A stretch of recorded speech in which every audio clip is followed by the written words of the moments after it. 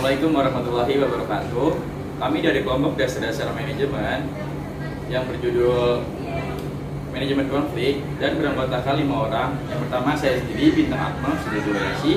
Dan yang kedua, saya Mirna Nurimania. dan yang ketiga, Saya Dalfrida. yang keempat, Saya Dana Isama. dan yang kelima. Saya Dikonina Betri. Manajemen Konflik, dosen pengampu, Ibu Asmah Yani. Anggotanya sebagai berikut. Pengertian manajemen. Manajemen adalah proses merencanakan, mengorganisasi, mengarahkan, dan mengontrol sumber daya serta kegiatan organisasi guna mencapai tujuan yang telah ditetapkan. Dalam konteks ini, sumber daya mencakup manusia, keuangan, waktu, dan berbagai faktor lain yang diperlukan untuk menjalankan suatu organisasi. Pengertian konflik. Konflik adalah benturan atau ketegangan antara dua pihak atau lebih yang memiliki kepentingan, tujuan, atau nilai yang bertentangan. Konflik dapat timbul di berbagai situasi, baik itu dalam hubungan pribadi, kelompok, organisasi, maupun antar negara. Pengertian manajemen konflik. Manajemen konflik adalah proses pengelolaan konflik dengan cara yang terarah, konstruktif, dan bertujuan untuk mencapai solusi yang adil dan memuaskan bagi semua pihak yang terlibat. Yang pertama itu mengurangi dampak negatif konflik. Yang kedua itu memfasilitasi komunikasi yang efektif. Yang ketiga mendorong kerjasama. Dan terakhir adalah menciptakan lingkungan yang lebih harmonis dan produktif. Jenis-jenis konflik. Jika dilihat dari berfungsi atau tidaknya konflik, maka konflik dibagi dua bagian. Satu, konflik fungsional. Konflik yang memang bertujuan dan mempunyai dampak atau kegunaan yang positif bagi pengembangan dan kewajaran organisasi. Contohnya debat yang konstruktif dalam tim proyek untuk menghasilkan ide-ide inovatif. Perselisihan pendapat dalam rapat yang mengarahkan pada peningkatan kualitas keputusan. Perbedaan pendapat atau strategi antara dua departemen yang memunculkan diskusi yang mendalam untuk menemukan solusi terbaik. 2. Konflik non-fungsional. Konflik yang sama sekali tidak berkaitan dengan prospek kemajuan organisasi. Konflik yang tidak hanya benar-benar berkaitan dengan misalnya human interest agreement pribadi para anggota organisasi. Contoh konflik antara dua karyawan karena perbedaan pribadi atau hubungan personal yang buruk. Perselisihan antara anggota tim karena adanya konflik kepentingan yang tidak berkaitan dengan pekerjaan. Sengketa antara dua manajemen yang bermusuhan karena perbedaan kepribadian atau sikap personal. Jenis-jenis konflik, jika dilihat dari pelaku dalam organisasi, maka konflik dibagi 5, yaitu yang pertama, konflik internal individu dengan individu. Contoh, seorang karyawan yang merasa bingung antara mengikuti ambisi pribadi untuk mendapatkan promosi atau mengutamakan kerjasama dengan rekan kerja.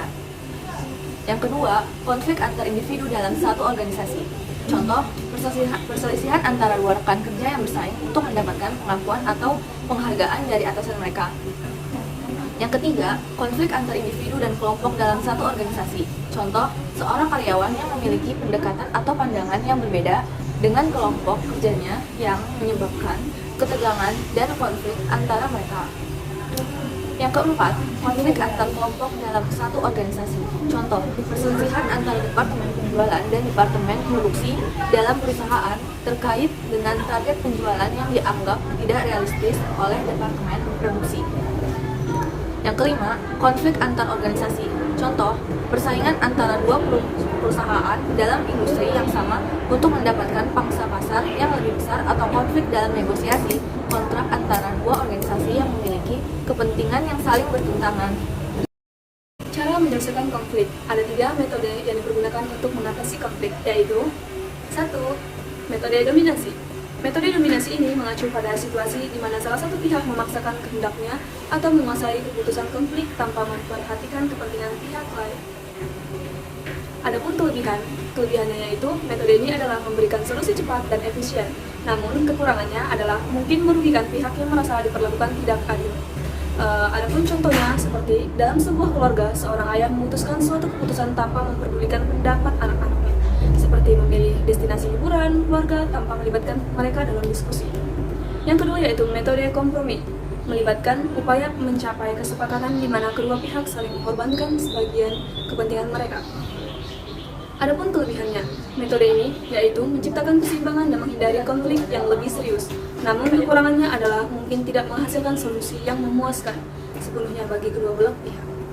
Adapun contohnya yaitu dalam sebuah tim proyek, dua anggota dengan pendekatan yang berbeda mencapai kesepakatan dengan merancang kompromi di antara ide-ide mereka yang bertentangan untuk mencapai hasil yang dapat diterima oleh kedua belah pihak.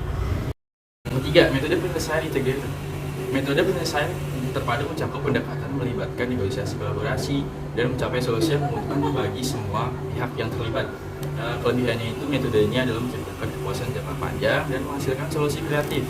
Namun kekurangannya adalah membutuhkan waktu, energi, dan komitmen yang lebih besar dari semua pihak yang terlibat. Contohnya itu dalam sebuah organisasi, dua departemen yang memiliki kepentingan yang berbeda mencapai kesepakatan melalui negosiasi yang dan kolaborasi untuk menentukan alokasi sumber daya yang adil dan memuaskan. Kesimpulannya, manajemen konflik adalah proses mengelola konflik dengan cara yang terarah, konstruktif, dan bertujuan untuk mencapai solusi yang adil dan memuaskan bagi semua pihak yang terlibat. Jenis konflik dilihat dari berfungsi atau tidaknya konflik ada dua, yaitu konflik fungsional dan konflik non-fungsional. Jenis konflik yang dilihat dari pelaku dalam organisasi dibagi menjadi 5, yaitu konflik internal individu dengan individu, konflik antar individu dengan satu kelompok, konflik antar individu dengan kelompok dalam satu organisasi, konflik antar kelompok dalam satu organisasi, dan terakhir konflik antar organisasi. Cara penyelesaiannya ada metode dominasi, metode kompromi, dan metode penyelesaian. Sekian dan terima kasih atas penjelasan kami. Kurang lebihnya mohon maaf jika ada salah kata atau kurang kata. Wassalamualaikum warahmatullahi wabarakatuh.